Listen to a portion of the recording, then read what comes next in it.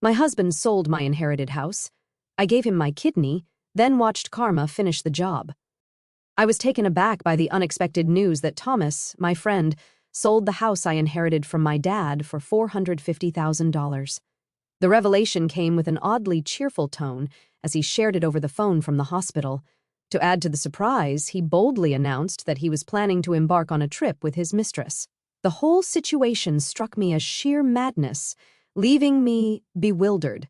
I couldn't fathom why Thomas would sell the house with sentimental value and make such an announcement. The news about abandoning his family, including his daughter Elizabeth, was particularly shocking.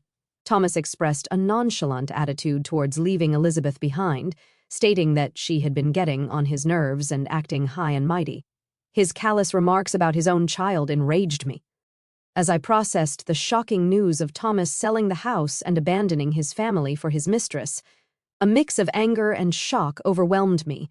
It felt like I might lose my mind. I felt a strong urge to intervene and prevent Thomas from hastily disposing of the house.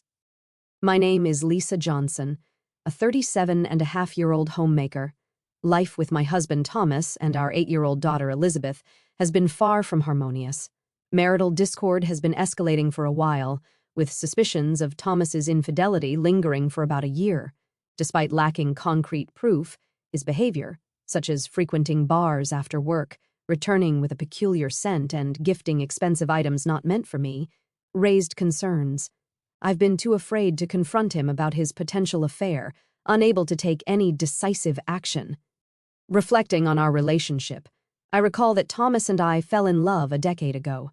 His kindness and sincerity initially drew me in, and our marriage seemed blissful.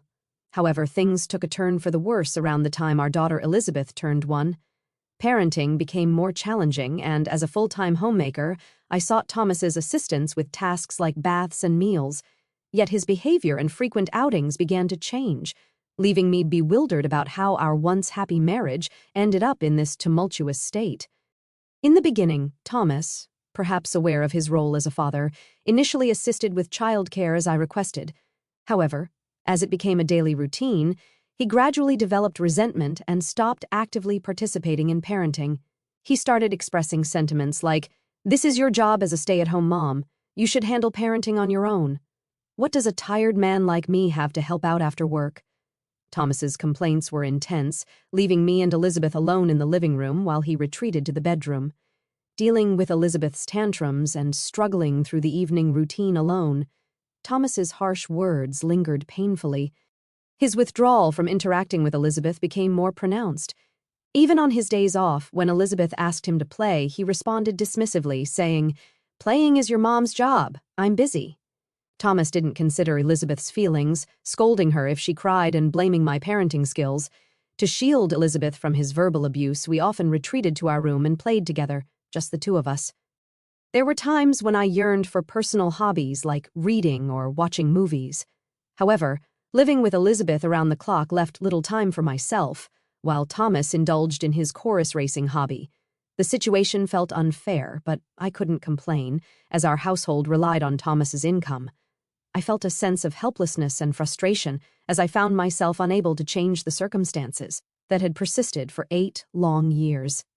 Thomas's disinterest in parenting and his abusive language became a distressing pattern, a far cry from the caring and kind Thomas I knew before our marriage. Despite enduring this situation, I knew it was essential to provide for Elizabeth, and Thomas's income was crucial for our survival. One day, while drawing together, Elizabeth complimented my artistic skills and suggested that I pursue drawing as a job. Despite Thomas's contemptuous nature, Elizabeth had grown up to be honest, straightforward, and cheerful, the opposite of my more introverted personality. It was heartening to see her thriving at school, surrounded by friends, and even earning the favor of her teacher. Elizabeth's compliments about my drawings filled me with pride and confidence, reminding me that she paid attention to me and appreciated my efforts.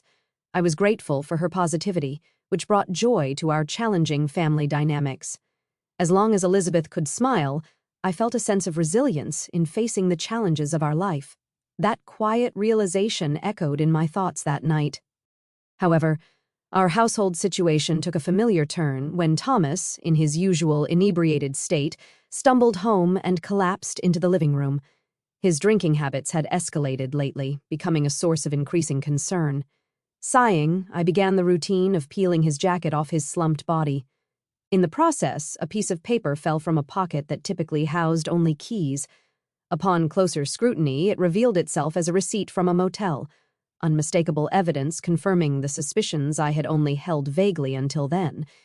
In an attempt to conceal the turmoil within me, I quietly stashed the receipt away on a shelf. As the night unfolded, I contemplated how to address this revelation with Thomas. The next morning, with Thomas not yet fully sober, he left the house after Elizabeth had gone to school. Engrossed in my regular household tasks, I found it impossible to shake off the lingering thoughts of the previous day's revelation. Having suspected Thomas's infidelity without concrete evidence, the receipt presented a dilemma. It became challenging to ignore the truth and maintain the facade of a married couple. I felt compelled to confront him, seek an admission, and perhaps an apology within the upcoming week or even days. Lost in contemplation, my smartphone interrupted my thoughts with an unexpected vibration. An unfamiliar number appeared on the screen, triggering a sense of apprehension. As I answered the call, the caller identified themselves as someone from General Hospital, delivering news about Thomas. He had been rushed to the hospital by ambulance and was undergoing surgery for a kidney disease. The doctor explained that Thomas's kidneys were likely to fail, necessitating a transplant. Overwhelmed by the sudden turn of events, the doctor asked if I was all right. Despite the complex emotions, I found myself agreeing as the doctor elaborated on the details of the transplant surgery. My mind swirled with confusion. Although Thomas had often mocked me and been unfaithful, I didn't wish for him to lose his life. That night, I held on to the hope for Thomas's recovery, my thoughts centered around his impending transplant surgery. As weeks passed, news about potential kidney transplant candidates within the family emerged. Surprisingly, I turned out to be the best match. The revelation that I was a compatible donor for Thomas, despite the challenges in our relationship, presented an unexpected twist in our story. The situation became more complex with the presence of Thomas's parents, who were still alive. The impending decision about organ donation required careful consideration, blending the threads of our troubled history with the possibility of a renewed connection through the transplant process. Despite my own less-than-perfect health, I emerged as the most suitable donor for Thomas's kidney transplant due to our matching blood types and the fact that he was an only child. Admittedly, I had reservations about undergoing the surgery, but the prospect of preserving Thomas's life overshadowed any hesitations. Recognizing the irreplaceable value of Thomas's existence, I made the difficult decision to be his kidney donor. When I shared Thomas's medical condition and our upcoming transplant surgery with Elizabeth, she responded with understanding and encouragement, sending me off with her blessing. Elizabeth stayed with my in-laws during my hospitalization, and despite their own health challenges, they were able to care for her. Elizabeth, who happily stayed with them, shared a close bond with her grandparents. This arrangement provided me with a sense of relief, knowing that Elizabeth was in good hands. With that reassurance, I faced the kidney transplant surgery a week later. After completing the necessary health checks and signing consent forms, I donated my kidney to Thomas. The surgery, to my surprise, concluded more swiftly than anticipated. I spent approximately a week in the hospital, while Thomas's recovery extended to 10 days. Fortunately, there were no complications, and the recovery process proceeded smoothly. Just before my scheduled discharge, I received an unexpected call that sent a shiver down my spine. Answering the phone, I was met with Thomas's voice, the recipient of my kidney. Expecting words of gratitude for the life-saving donation, I inquired about his well-being after the surgery. However, Thomas's response took an unforeseen turn. As he shifted the conversation to our house, in an inappropriately cheerful tone, he disclosed that he had sold our house for $450,000 and intended to embark on a trip with his mistress. The news struck me like a bolt of lightning, and I couldn't comprehend the audacity of his actions. The house, a precious inheritance from my father, was being callously disposed of, and Thomas's brazen declaration of having a mistress added another layer of shock. In the midst of my disbelief, I confronted him about Elizabeth's well-being, only to be met with indifference. Thomas callously dismissed any concerns for our daughter, stating that he didn't care and was leaving her behind. The revelation left me enraged and appalled. The thought of him selling the house and abandoning his own daughter was beyond comprehension. Determined to intervene, I realized that I needed to stop Thomas from hastily relinquishing the house. As the call abruptly ended, my mind swirled with turmoil. I was left grappling with the shocking news of Thomas's actions and contemplating how to prevent him from following through with his impulsive decisions. The urgency to protect our home and Elizabeth's well-being became a pressing matter that demanded immediate attention. Trying to comprehend the sudden upheaval caused by Thomas's actions, I found myself unable to believe that he had sold our house, especially while he was in the hospital. The shock of this revelation worsened my condition, leading to an extension of my hospital stay. Feeling helpless and distressed, I spent days on the hospital bed contemplating the next steps. My first instinct was to call Elizabeth. Without the house, we would have nowhere to go. Despite my anger towards Thomas's bold declaration about his mistress, my primary concern was Elizabeth's well-being. Calling my in-laws home, Elizabeth answered the phone, and I anxiously questioned her about how she was doing and whether she felt lonely. I also mentioned the news about our house being sold by Dad. Elizabeth's response was unexpectedly reassuring. She calmly assured me that she had taken care of things. Intrigued and puzzled by her words, I listened as she explained that Dad had told her he asked his mistress to sell the house. Elizabeth had navigated through this unexpected turn of events, leaving me surprised and proud of her maturity. She reassured me that everything was fine, expressing gratitude for my concern. Heartened by Elizabeth's composure, I allowed a bit of peace to settle in. However, curiosity lingered about what was happening with Thomas and his mistress at that very moment. Reminding myself of the importance of rest, I allowed sleep to claim me. After 3 days of recovery, I was discharged from the hospital and headed to my in-laws' house. Elizabeth greeted me with joy, and my mother-in-law smiled gently, expressing happiness at my return. However, my father-in-law wore a grim expression, apologizing for Thomas's actions. I couldn't fathom how Thomas had strayed so far from the values of his wonderful parents. Despite the apology, I took some responsibility, acknowledging that perhaps I should have spoken up sooner. As the conversation progressed, my in-laws revealed that they wouldn't let Thomas have his way. Intrigued and somewhat anxious, Elizabeth and I attempted to head home. On our way, though, we encountered an unexpected scene in front of a realtor's office. There, we witnessed a familiar yet disheveled Thomas and an unknown woman, presumably his mistress, engaged in a heated argument. Dressed in sweatpants with unkempt hair, Thomas was visibly distressed, while the mistress, wearing a short skirt with a single high heel and a bare face, expressed frustration about the house not being sold and the canceled purchase of $450,000. The chaotic scene unfolded before us, adding another layer of complexity to an already tumultuous situation. Thomas's enraged stomping and his mistress's screeching drew shocked looks from passers-by. Elizabeth and I, equally surprised, approached them, seeking an explanation. Upon questioning Thomas about his actions, he and his mistress were visibly taken aback, gasping in surprise. Accusations were immediately thrown our way, with Thomas suggesting that I must have talked the buyer out of the deal. Dismissing their baseless claims and instinctively shielding Elizabeth behind me, I faced their accusations. The realtor, confused by the unfolding drama, reacted with disbelief upon learning that I was Thomas's wife. The cancellation of the house purchase had disrupted their plans, and Thomas, pointing at his mistress, claimed to still have debts from the money he spent on her. It slowly dawned on me that Thomas's intention was to sell the house to settle debts incurred for his mistress and secure a new place for both of them. The realization hit me like a wave. Thomas was fully aware that the house was a precious inheritance from my father. To think he would disregard Elizabeth and me, attempting to seize my most valuable asset, was beyond belief.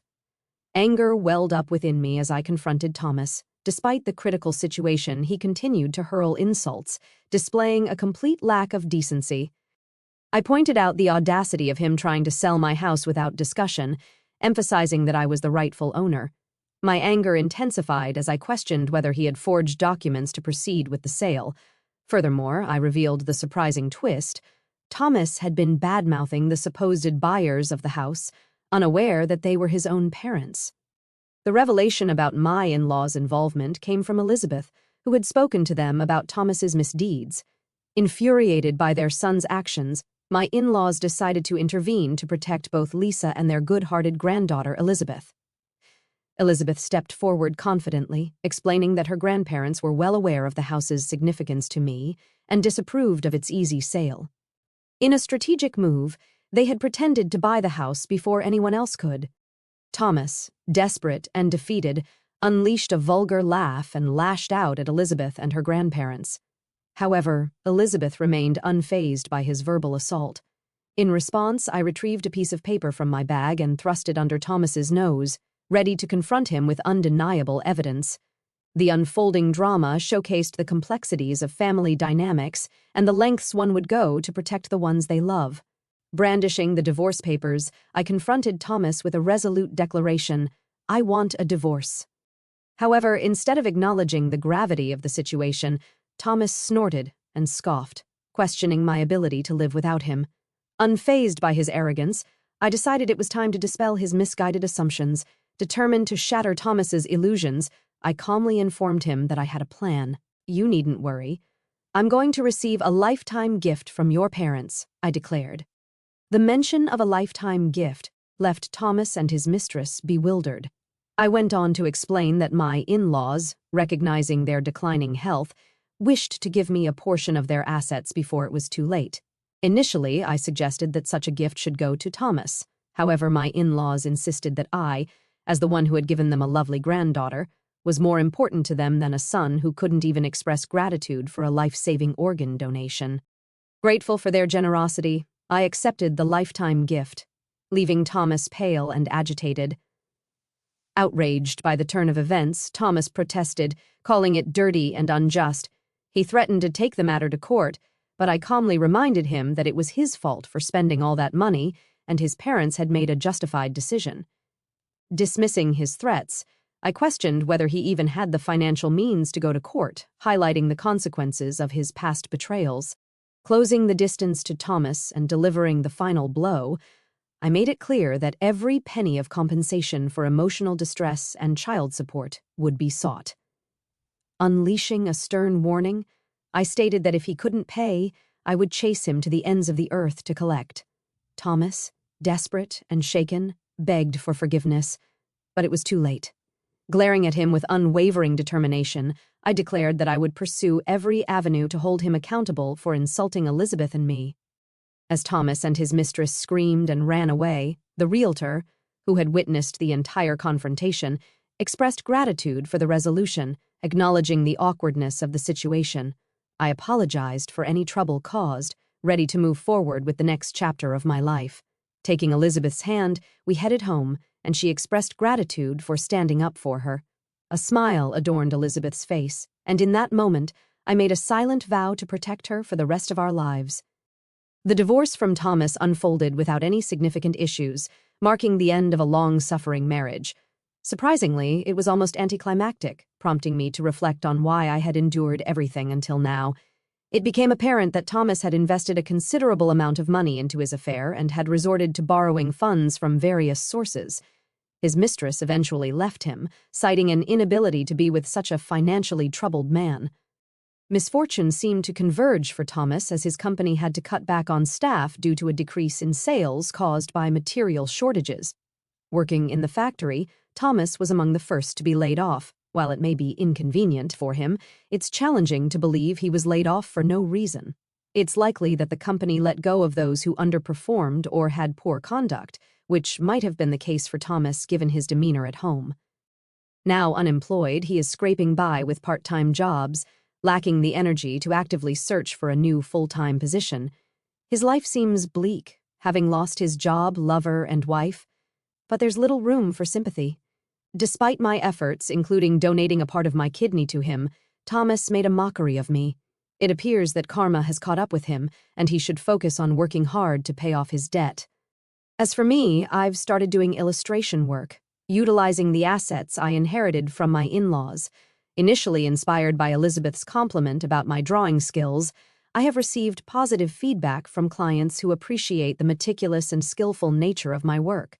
The plan is to increase my clientele and work diligently to provide a better life for Elizabeth. Looking back on this whirlwind of upheaval, I feel a profound sense of liberation mingled with a quiet ache for what was lost. For years, I swallowed my frustrations, mistaking endurance for love and duty for harmony. Jessica's audacity forced me to confront not just her selfishness, but my own complicity in enabling it. The anger that once burned hot has cooled into clarity. I deserved peace, and so did my son. There is sorrow, yes, for the family gatherings that will never be, for the grandchildren who might now grow up without knowing their aunt's sharper edges. Yet there is also gratitude. In reclaiming my space, my voice, and my boundaries, I rediscovered the woman I was before widowhood and motherhood softened my edges. At 61, I am not diminished, I am distilled. Stronger, wiser, and finally free to tend my garden, my work, and my heart without apology. This chapter closes not with bitterness, but with hope. The soil is turned, the seeds are planted, and whatever grows next will be mine to nurture on my own terms.